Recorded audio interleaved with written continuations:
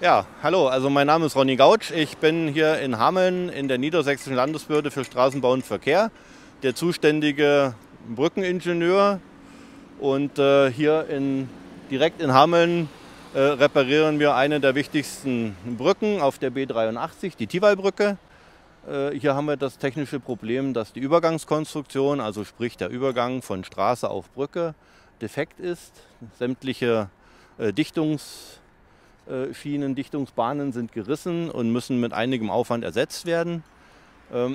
Nebenbei ist das eine Stahlkonstruktion, die die Schäden hat im Laufe der letzten 50 Jahre Lebensdauer sich halt ergeben haben, wo dann gewisse Gleitlager, Gleitkissen, also quasi Unterlegsachen gerissen sind, defekt sind, was zu metallischem Klappern führt, was zwingend auszutauschen war und ist.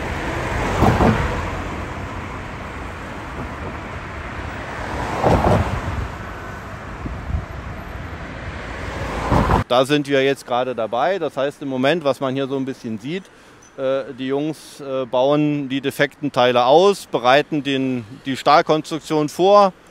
Die wird dann im Prinzip entrostet, die wird neu mit Korrosionsschutz versehen und dann kommen die neuen Dichtungsprofile rein.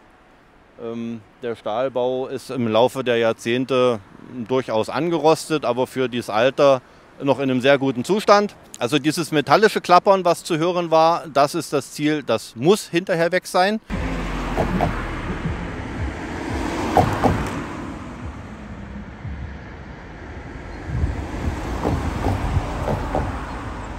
Weil dafür reparieren wir die Konstruktion. Dieses Überfahrgeräusch von Reifen auf Stahl, das muss immer da sein, das geht technisch nicht anders. Das können wir nicht wegkriegen, aber dieses Metallklappern, was hier zeitweise zu hören war, vor allem in den ruhigeren Stunden des Tages oder auch nachts, das ist hinterher verschwunden, weil diese ganzen Mängel, Schäden, die beseitigen wir hier durch diese Reparatur. Die erste Woche haben wir jetzt quasi hinter uns. Größere Schäden, die wir nicht erwartet haben, haben wir bisher keine entdecken können. Also wird sich der Zeitplan ungefähr um diese 5 Wochen drehen. Das heißt, die erste Osterferienwoche sind wir hier definitiv noch da und danach sollte es auch fertig sein, also sprich Ende März.